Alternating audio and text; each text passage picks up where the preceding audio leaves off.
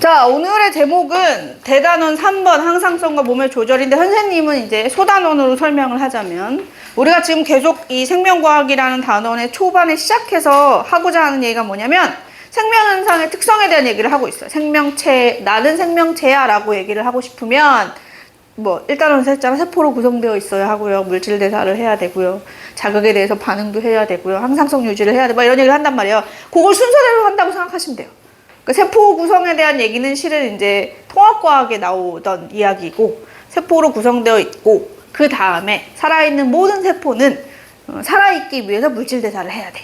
그래서 이제 우리가 물질 대사에 대한 얘기를 한 거야. 그래서 물질 대사에 필요한 게 뭐고, 노폐물이 뭔데, 그게 우리 몸 안에서 어떤 식으로 들어왔다 나갔다 하느냐가 지난 시간에 한 기관계의 통합작용이었어. 그래서 오늘에 와서 이제 그 다음으로 넘어가서 자극에 대한 반응이야.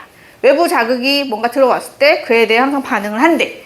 그리고 우리 몸 안이든 몸 밖이든 어떤 변화가 생겼을 때 어느 정도 일정한 상태를 유지하는 항상성을 가지고 있대.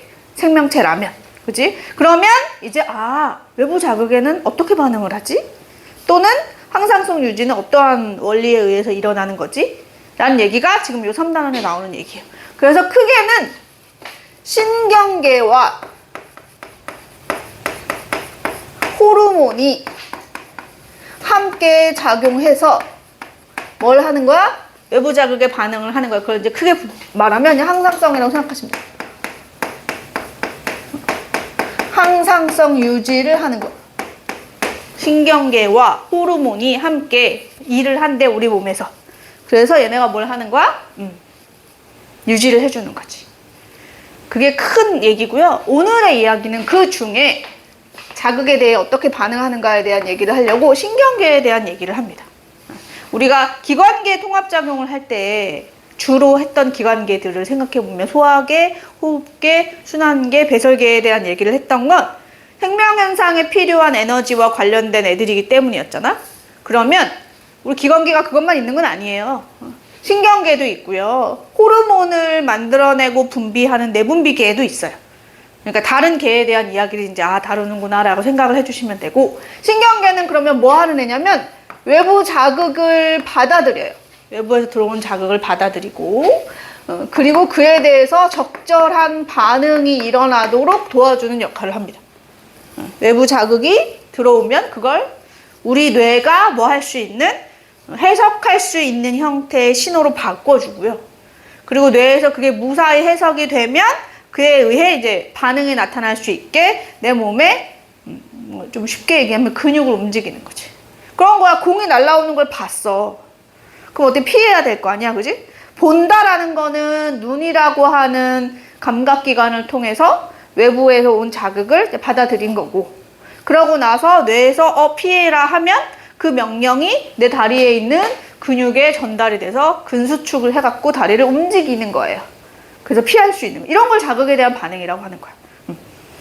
그래서 그런 얘기들을 해야 돼서 오늘은 먼저 그러면 이 자극을 받아들이고 그에 대해 반응을 하는 거에 관여한다는 신경계라고 하는 애가 1번 신경계를 구성하는 것들에는 뭐가 있고 그것의 최소 단위에 대해서 얘기를 합니다. 자, 최소 단위. 그래서 여기서 뭐라고 부르냐면 신경계의 구조적, 기능적 기본 단위 이렇게 얘기해요. 구조적으로도 기능적으로도 가장 작은 단위. 그래서 뉴런이라고 합니다. 뉴런. 다들 들어는 보신 거잖아요, 우리요? 뉴런이라고 하고요. 그래서 먼저 오늘의 할 얘기는 이 뉴런이라는 애가 어떻게 생겼고 어떠한 종류가 있는가부터 먼저 해보도록 할게요. 자, 뉴런의 구조. 뉴런은 흔히 그림들 이렇게 그리잖아요. 잘 그리고 싶다. 자,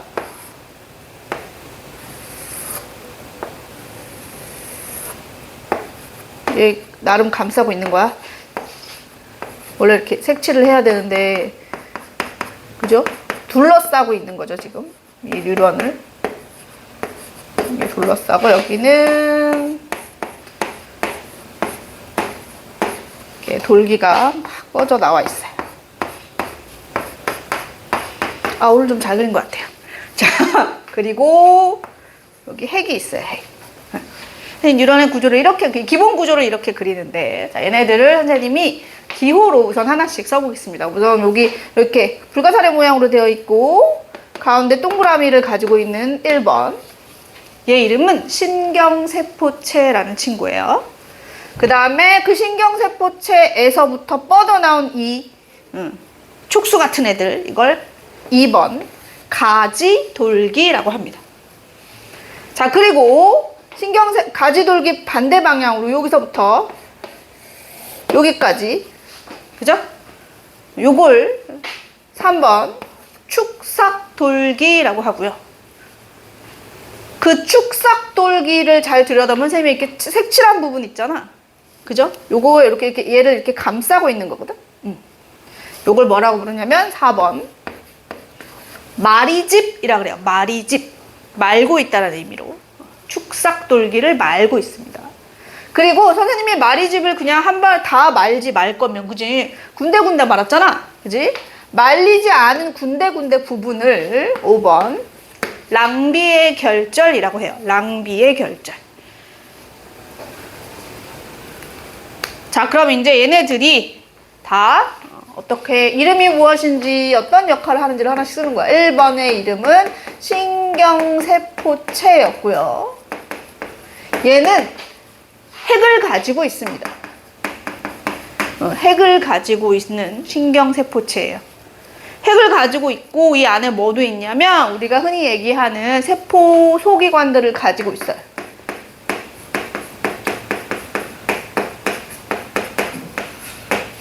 세포 소기관이라고 하면 우리 뭐 대표적으로 리보솜을 생각하시면 돼요. 우리가 물질 대사를 하려면, 즉 세포가 살아있으려면 반드시 물질 대사를 해야 한다 그랬고, 그 물질 대사에는 효소가 관여한다 그랬는데, 그 효소를 만드는 세포 내소 기관이 리보솜이거든요. 그러한 것들을 가지고 있다라는 말은 다르게 표현하면, 아, 얘가 이 뉴런이라는 세포를 살아있게 해. 즉 뉴런 세포가 살아있기 위한 생명 활동에 필요한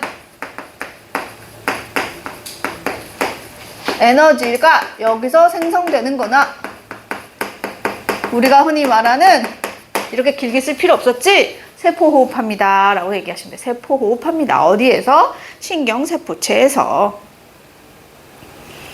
그죠? 물질을 만들고 에너지를 만들고 하는 그런 것들이 신경세포체에서 일어나고요. 두 번째, 그 신경세포체 옆으로 가지돌기가 있었잖아요. 그죠? 이 가지돌기는 말 그대로 그냥 돌기인데 얘가 누구와 연결되어 있냐면 감각기와 연결되어 있어요. 감각기관, 눈, 코, 피부, 혀, 귀 이런 감각기와 연결되어 있고요. 또 다른 뉴런과 연결되어 있어서 감각기관이나 다른 뉴런으로부터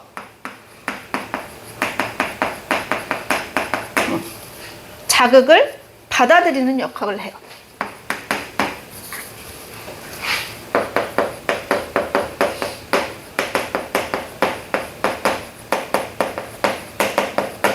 그러니까 지금 이 하나의 뉴런에 자극이 들어왔다가 다음 뉴런으로 전달이 될 건데, 자극을 받는 데가 가지돌기예요. 그래서 외부에서 들어오는 자극을 받는 감각기와 연결이 되거나, 또는 이제 우리 몸 안에서 뉴런과 뉴런 사이를 이렇게 자극이 넘어가야 되는데, 그걸 넘어갈 때 자극을 받았다가 주고 받았다가 주고 한단 말이야. 받는 데가 가지돌기다라, 이렇게 생각해 주시면 되고, 그 다음은 3번이네요. 3번의 이름은 축삭돌기예요.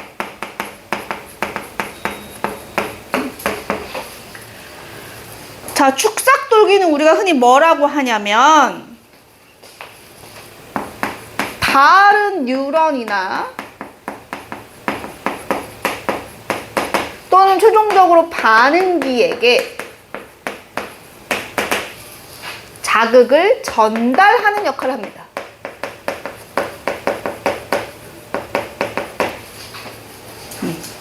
아까 얘기했지? 뉴런이 자극을 받았어. 가지돌기에서. 그럼 얘가 다른 뉴런한테 줄 때는 축삭돌기로 주는 거야.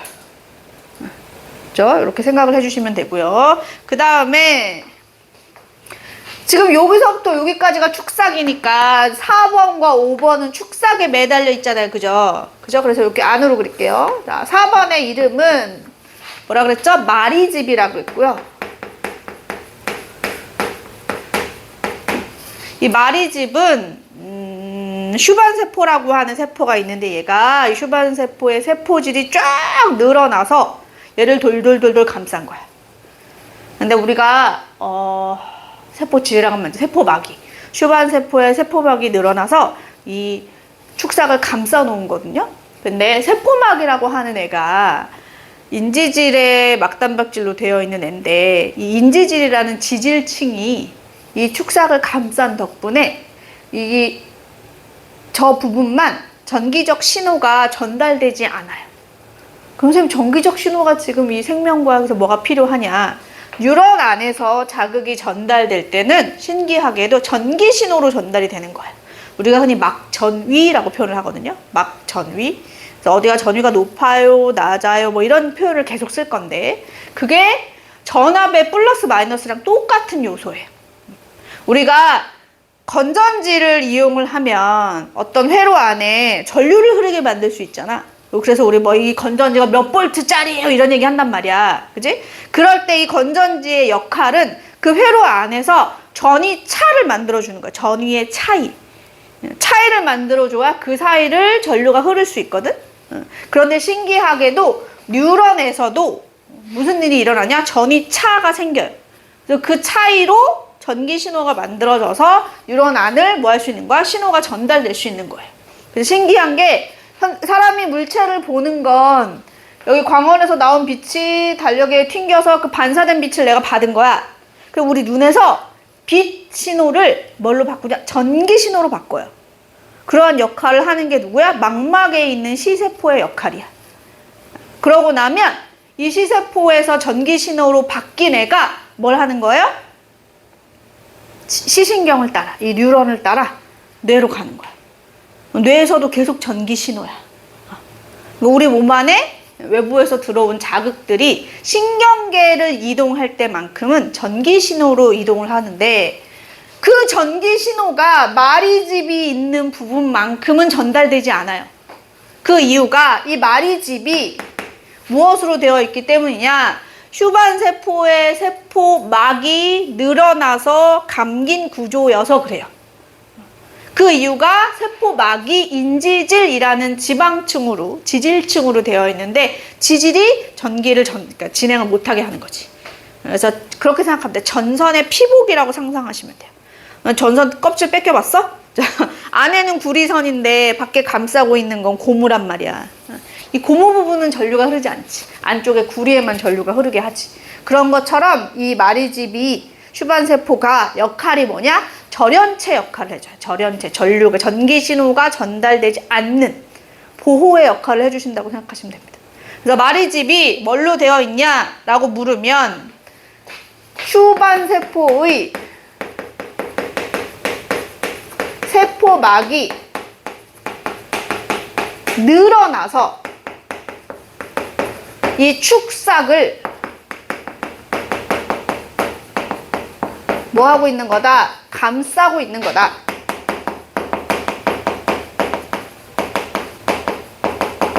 아까도 말했지만 세포막의 주 성분이 지질 성분이란 말이야.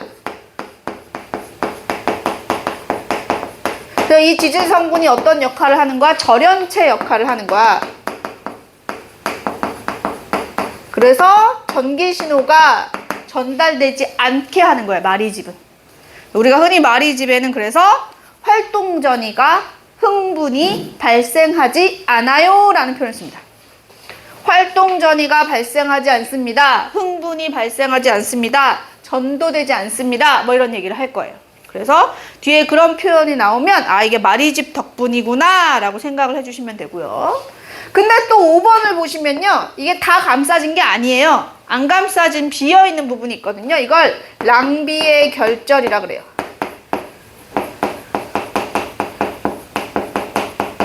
랑비에는 사람 이름이고요. 결절은 잘렸다는 의미잖아요. 그죠? 랑비에라는 사람이 발견한 거야, 그냥. 그래서 마리집으로 감싸있지 않은 부분이에요. 마리집과 마리집 사이에서 축삭이 노출된 부위.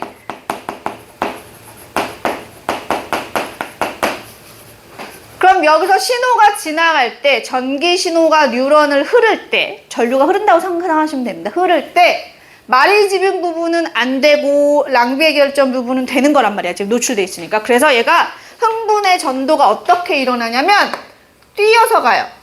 이렇게. 이걸 자극이 이제 전달되는 모습이라고 생각하시면 돼요.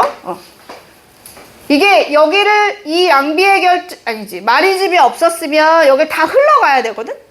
근데 뭐 하는 거야?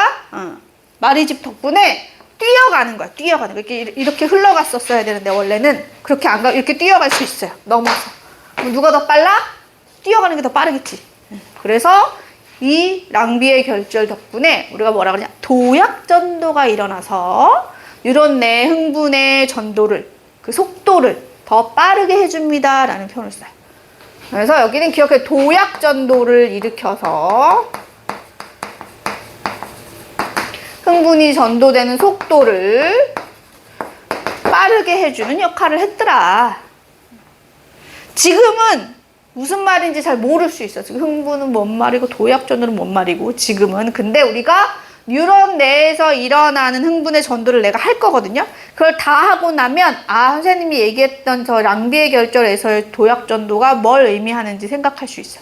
이 도약전도 덕분에 뭘 할 수 있냐? 훨씬 빠르게 우리가 이제 자극에 대한 반응을 할 수 있는 거거든. 그래서 그거를 다시 한번 하면서 다시 들어주시면 되는 거고. 어쨌거나 이렇게 생겨먹은 뉴런이라는 친구는 종류를 나누는데, 뉴런의 종류.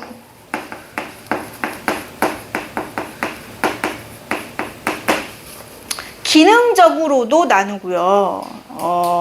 마리집이 있고 없음으로도 나누거든요. 선생님이 먼저 마리집의 유무로 먼저 해볼게요. 마리집이 있는 뉴런. 마리집이 있습니다. 어떻게 생겼냐면, 조그맣게 그리면, 신경세포체가 이렇게 있으면, 가지돌기가 막 이렇게 있으면, 마리집이 이렇게 있는 거야. 지금 선생님이 아까 그린 구조가 마리집이 있는 구조죠? 그죠? 이렇게 생긴 걸 마리집을 가진 뉴런이라고 얘기를 해요. 얘 이름이 뭔가? 그냥 마리집 신경 이렇게 하시면 돼요. 마리집 신경.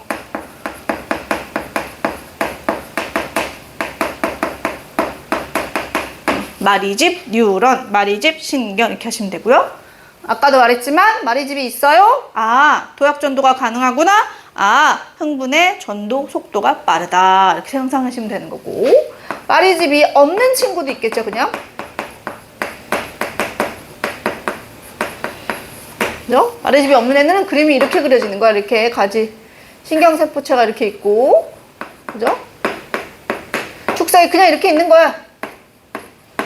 이렇게. 그죠? 민머리라 그러지? 민마리집 신경. 민마리집 신경.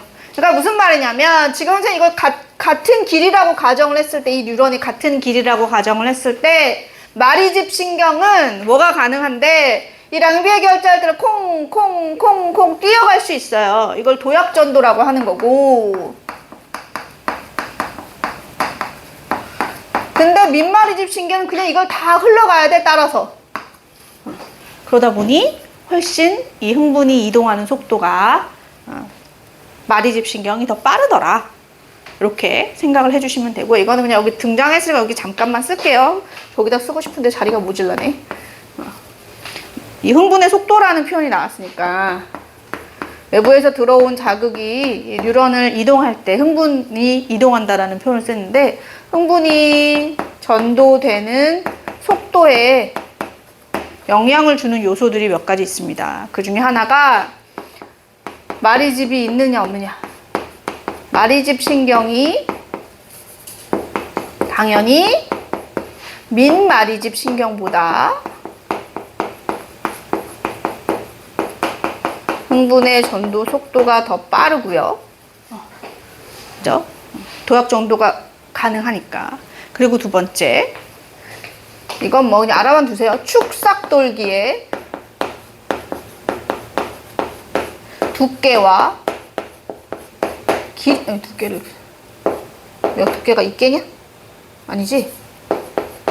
두께와 길이가 영향을 줘요. 두께가 있게가 맞아? 맞지? 이제 막 맞춤법도 틀리려고 그래. 자, 뭐해? 두께는 두꺼워야 될까요? 얇아야 될까요? 모르겠지? 두께는 두꺼워야 되고요.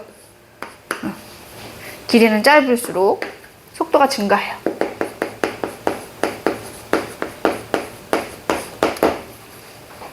이거는 실은 우리가 옛날에 전류 얘기하는 거랑 똑같아요. 여기는 전류가 흐를 때 전선에 뭐가 두께는 두껍고 길이는 짧을수록 더 잘 지나갈 수 있거든. 그런 것처럼 뉴런 내에 흥분이 전도가 될 때 축삭의 두께는 두껍고 길이가 짧을수록 빨리 가고요. 그 다음에 이왕 다른 조건이 동일하다면 마리집이 있는 경우가 훨씬 빠르게 이동할 수 있습니다. 이거 그냥 참고사항이에요. 마리집이 나왔으니까. 자, 이렇게 뉴런의 종류를 마리집이 있고 없음으로 구별하는 경우도, 이건 이제 구조적으로 그렇게 생겨먹은 거죠. 생김새로 뉴런을 구별할 수도 있지만 기능에 따라서도 구별할 수 있습니다. 기능에 따른 분류. 기능에 따른 분류를 해볼게요. 기능은 어떤 기능이냐. 자, 여기 감각기가 있어요. 감각기. 눈, 코, 혀, 귀, 뭐 이런 거 얘기하는 거야. 이제 우리가 오감이라고 그러잖아. 감각기. 이 감각기와 연결되어서 자극을 받아주는 데가 있어요. 자극을 받아주는 데. 그리고 그 자극이 우리 몸 안에 들어와서 우리 몸 안에는 뇌와 척수를 구성하는 신경들이 있거든요. 뇌에서, 척수에서 뭘 하냐? 외부에서 들어온 자극에 대해서 판단도 하고 명령도 내리고 뭐 이런 역할을 하는 거야. 그리고 나면 그 명령을 수행하려면 명령을 어디 대상에게 전달을 해줘야 될 거야. 다리를 움직여라, 팔을 움직여라, 눈을 깜빡여라. 아니면 뭐 음식물이 우리 몸 안에 들어왔어. 그러면 뭐 해야 돼?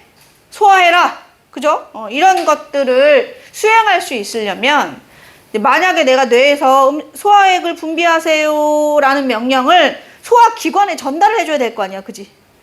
침이 나와라. 위에는 뭐 위액이 나와라. 이걸 해줘야 된단 말이야. 그 명령을 전달해주는 역할을 하는 친구도 또 있겠죠. 다음부터는 이렇게 안 그릴 거지만. 자,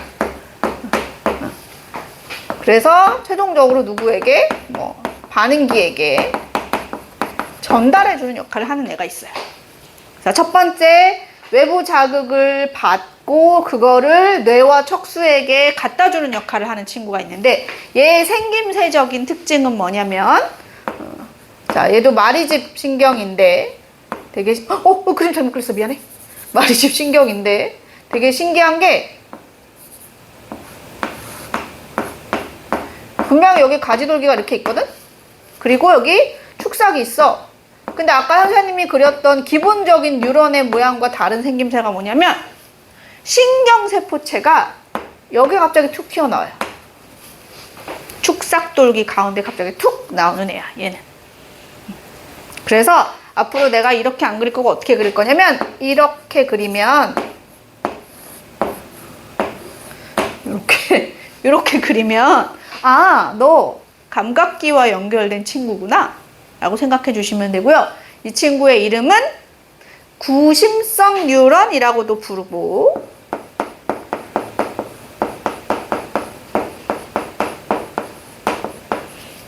감각 뉴런이라고도 불러요.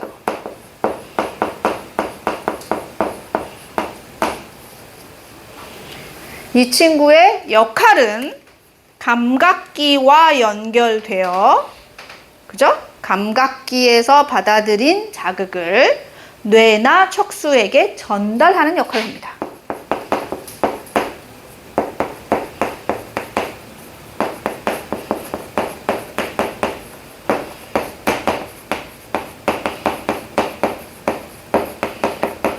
받아들이고 그걸 뇌와 척수에게 전달해주는 역할을 하고요. 구조적인 특징은 보시다시피 신경세포체가, 얘가 신경세포체잖아요? 신경세포체가 아까 선생님이 그림 그리면 분명히 가지돌기랑 같이 있었거든요? 근데 얘만큼은 축삭에 갑자기 툭 튀어나와 있어요. 축삭돌기에. 이게 특징이니까 당연히 그림을 보실 줄 알아야 된다는 얘기고. 그 다음에 여기 가운데 있는 친구 있죠? 여기 가운데 있는 친구. 가운데 있는 친구는 내가 이렇게 그렸지만 대부분은 앞으로 이렇게 그릴 거예요. 이렇게.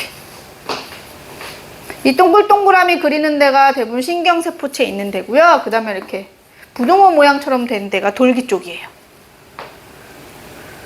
얘는 보시다시피 민마리집 신경인 경우가 많고요. 그 이유는 얘가 뇌와 척수를 구성하는 신경이기 때문이에요. 그러니까 뇌라고 하는 게 이 머리통 안에 갇혀 있잖아, 얘들아. 그지? 이 머리통 안에 거쳐서 수많은 신경들이 여기 막 이렇게 꼬여 있는 거거든? 그러니까 가까운 곳에 모여 있다 보니 굳이 도약전도까지는 필요 없는 거야. 안 머니까. 근데 만약에 얘 생각해봐. 감각기의 자극을 받는 데라며. 선생님이 이렇게 가다가 발가락 끝에 앞정이 찔렸어요. 그지? 그러면 저 발가락 끝에서부터 어디까지 와야 돼, 신경이. 적어도 허리까지는 와야 돼. 척수가 여기 있으니까. 그러니까 거리가 멀잖아요. 그죠? 그래서 이게 거리가 먼 데는 마리집 신경으로 되어 있는 거야. 빨리빨리 가라고. 도약전도 하라고. 근데 뇌 안에서만큼은 뇌 안에도 수많은 뉴런들이 이 안에서 막 서로 신호를 주고받고 하고 있을 거 아니야. 그지? 그러면 여기는 공간에 갇혀있는 가까운 애들이니까 굳이 이제 마리집일 필요가 없어서 얘는 민마리집인 경우가 대부분이고요. 그렇다고 마리집이 아예 아무에게도 없는 건 아니야. 근데 그림은 이렇게 그려지는 거고, 얘는 뭐라고 부르냐면 연합 뉴런이라고 불러요. 그래서 여기서 기억하고 추리하고 판단하고 막 여러 가지 일들이 벌어지는 거야. 정보 외부에, 그러니까 그 감각기로부터 들어온 정보를 처리하고 그에 대해서 이런 정보가 들어왔어, 그러면 이렇게 해야지 명령을 내리고 뭐 이런 역할을 하는 거예요. 그래서 제일 중요한 건 뭐야? 뇌와 척수를 구성한다. 뇌와 척수를 구성하고 있다. 연합 뉴런은 뇌를 구성하고 척수를 구성한다. 자, 그러면 그렇게 연합 뉴런에서 명령을 내렸어. 그럼 그 명령을 누구에게 전달해야 한다고? 반응기에 전달을 해야 돼. 다리야 움직여라. 다리 근육에다가 전달을 해줘야 될 거 아니야, 그지? 그 반응기에 전달해주는 역할을 하는 얘가 또 하나의 친구인데, 얘는 이제 멀리 가야 되는 애니까 대부분 마리집인 경우가 대체적이고, 생김새는 이제 앞으로는 아마 이렇게 그리겠죠, 선생님이? 이렇게 단순화해서 그릴 거예요. 얘 이름은 원심성 뉴런으로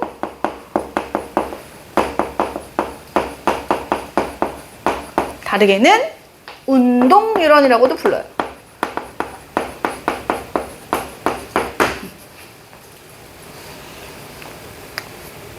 여기는 이 뇌와 척수로부터, 즉 연합 신경으로부터, 그죠? 받은 명령을 전달하는 역할을 하는 거야. 누구에게? 반응기에게.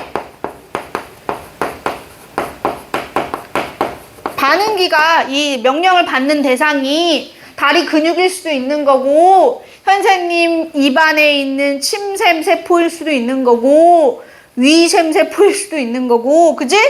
심장일 수도 있는 거예요. 심장박동이 빨라질 때도 있고 느려질 때도 있으니까. 뭐가 됐든 명령을 반응기에 전달해주는 역할을 하는 게 누구다? 운동 뉴런이면서 원심성 뉴런입니다. 그래서 기억해 주시고, 이 뇌와 척수를 구성하는 연합 뉴런을 다르게는 뭐라고도 말하냐면, 이 뇌와 척수 자체를 중추신경계라고 말해요. 중추신경계. 그래서 중추신경계는 연합 뉴런으로 되어 있어 라고도 말할 수 있어. 그죠? 중추신경계, 뇌와 척수, 연합 뉴런 다 같은 말인 거야. 그러니까 중추신경계에는 뇌와 척수를 말하는데 뇌와 척수는 연합 뉴런으로 되어 있어, 이렇게도 말해도 되는 거고. 그리고 나머지 감각기로부터 자극이 들어오고 명령이 나가고 하는 요 나머지 애들 있지? 요 나머지 애들은 합쳐서 뭐라고도 부르느냐? 말초신경계라고도 불러요. 말초신경계.